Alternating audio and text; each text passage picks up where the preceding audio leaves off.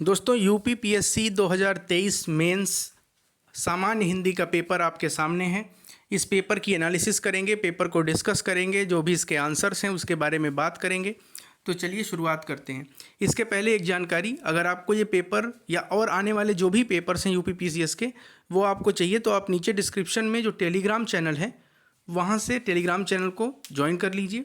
वहाँ सारे important PDFs वगैरह आपको मिल जाएंगे। तो बात करते हैं 2023 UP PCS mains general Hindi paper की।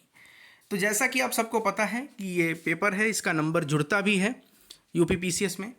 तो सबसे पहला जो सेक्शन है उसमें गद्यांश दिए गए हैं और गद्यांशों के आधार पर नीचे दिए गए प्रश्नों के उत्तर आपको लिखने होते हैं। इस प्रश्न को डिस्कस करने का कोई विशेष मतलब नहीं बनता है, क्योंकि ये अगर आपने पेपर दिया है या अगर आप ये पेपर देते हैं तो आपको पता है कि उसको पढ़कर उसी में से आंसर निकालना होता है। बहुत टफ भी नहीं होता है।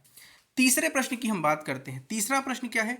जिला कलेक्टर की ओर से मंडल आयुक्त को एक पत्र लिखिए। इस पत्र में राज्य सरकार द्वारा घोषित स्वच्छता सप्ताह के दौरान जिले में किए गए विविध कार्यों का विवरण हो। ये पत्र लेखन वाला है, ये भी डिस्कस नहीं करना है।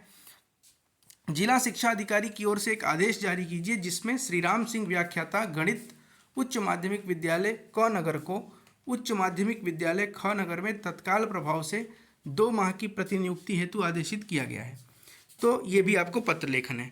हम बात करेंगे क्वेश्चन नंबर 4 से। क्वेश्चन नंबर 4 की बात करें तो अगर आप लोगों ने पेपर दिया है तो आप मिला भी सकते हैं। देखिए क्वेश्चन नंबर 4 का जो पहला है वो है विलोम लिखना है आपको। मसृण का विलोम क्या होता है? इसका विलोम होगा रुक्ष। त्याज्य का विलोम क्या होगा? ग्राह्य, जिसको ग्रहण किया जा सके।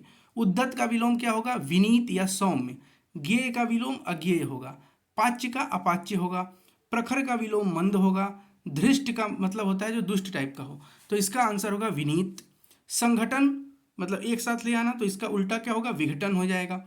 अभिज्ञ की बात करें अनभिज्ञ हो जाएगा। और अनिवार्य की बात करें तो अनिवार्य का हो जाएगा वैकल्पिक या ऐच्छिक।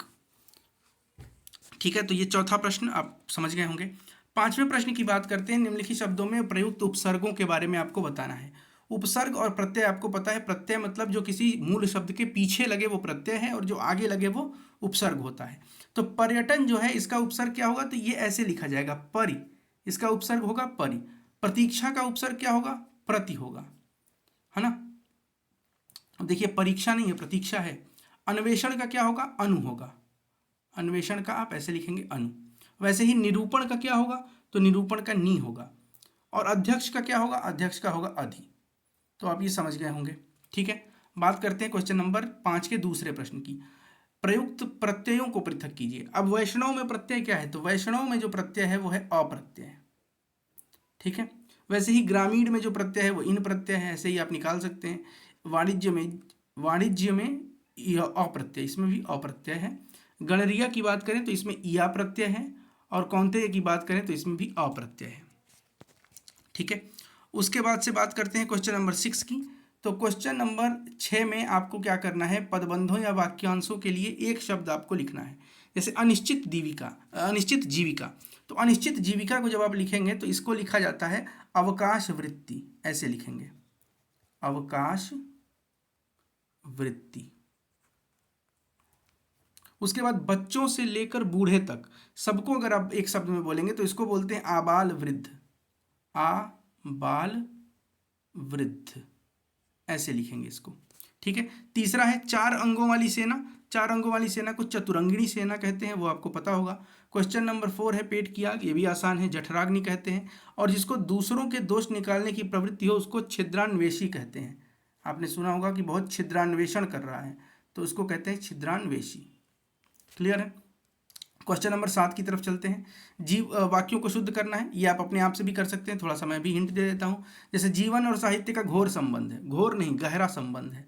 इतने में हल्की सी हवा का झोंका आया। अब इसको आप देखिए क्या होगा? इतने में हल्का सा हवा का झोंका आया। ठीक है, झोंका है ना, तो झोंका के लिए हल्की सी नहीं हल्का सा होगा। जंगली फल और झरनों का पानी पीकर हम आगे बढ़े हैं। अब ऐसा लग रहा है कि जंगली फल का भी पानी पीकर आप आगे बढ़े हैं, तो ये इसमें गलती है। सीता ने माला गूंथ ली, गूंथ नहीं होता है गूंथ होता है, तो यहाँ पे थ लिखना चाहिए, ध लिखा है। उसने अपने पाँव से जूता निकाला, जूता नहीं जूते निकाले, उसने अपने पाँव से जूते निकाले। ठीक है, उसके बाद बात करते हैं शुद्ध वर्तनी की। तो वाल्मीकि में आपको पता है कि ये छोटी ई की मात्रा होनी चाहिए, वो गलत है। अंताक्षरी को कैसे लिखते हैं? अंताक्षरी को ऐसे लिखते हैं, अंत्याक्षरी ऐसे लिखते हैं, अंत्याक्षरी लिखते हैं, तो ये गलत है। संग्रहित में भी छोटी ई की मात्रा होगी। हृष्ट पुष्ट के बीच में ये वाला मिसिंग है, वो रहेगा। धुरंधर नहीं होता है, धुरंधर होता है, तो ये धर होना चाहिए, ये यहाँ पे गलत है।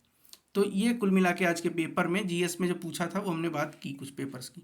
आगे बढ़ते हैं। 8वां प्रश्न है वो है निम्नलिखित मुहावरे और लोकोक्तियों का अर्थ लिखिए। कुछ तो आसान सा है जो कि आप स्वयं कर लेंगे, बताने की जरूरत नहीं है। बिल्ली के गले में घंटी बांधना क्या होता है? असंभव कार्य करना या बहुत कठिन काम करना। कुएं में भांग पड़ना का मतलब क्या होता है? सब जितने भी लोग हैं सबका एक अनुचित मत हो जाए, इसको बोलते हैं। सब लोग अनुचित कार्य करने लगे, उसको कहते हैं कुएं में भांग पड़ना, मतलब सब के सब लोग वैसे ही हैं। उड़ती चिड़िया का पंख गिनना आपको पता है, असंभव काम। बहती गंगा में हाथ धोना, ये भी आपको पता है। डेढ़ चावल की खिचड़ी पकाना, इसका मतलब है सब अपना अपना अलग राग अलाप रहे हैं, तो अपना अपना अलग अलग राग अलापना को ही कहते हैं डेढ़ चावल की खिचड़ी पकाना। दमड़ी की हांडी गई, कुत्ते की जात पहचानी गई, इसका मतलब है थोड़े से हानि से आपने किसी की असलियत जान ली, तो थोड़े से हानि से असलियत जान लेना इसका अर्थ होगा। नाच न जाने आंगन टेढ़ा, बताने की जरूरत नहीं है। थोथा चना बाजे घना, ये भी बताने की जरूरत नहीं है। ज्ञान कुछ नहीं है, बोलना ज़्यादा है। छुछुंदर के सिर में चमेली का तेल, ये भी बताने की जरूरत नहीं है आपको, आपको पता होगा। आसान है, उसको मैं छोड़ रहा हूँ, ये आप कमेंट करके बताइए तीनों, ये तो कोई भी बता देगा, 7-8 के बच्चे बता देंगे। जहाँ देखे तवा परात वहीं गुजारी सारी रात, मतलब कि इसका मतलब होता है एक तरह से लालच भी होता है इसका मतलब, और दूसरा इसका मतलब होता है कि जहाँ खाने पीने की चीज़ मिल गई वहीं पूरी रात गुजार दी। इसका शाब्दिक अर्थ तो ये है, लेकिन इसका वास्तविक अर्थ है कि जहाँ थोड़ा बहुत भी आपको मिल गया तो वहाँ आपकी उससे इच्छा बढ़ गई, और भी ज़्यादा लालसा बढ़ गई, लालच बढ़ गई, इस तरह से आप कह सकते हैं इसको।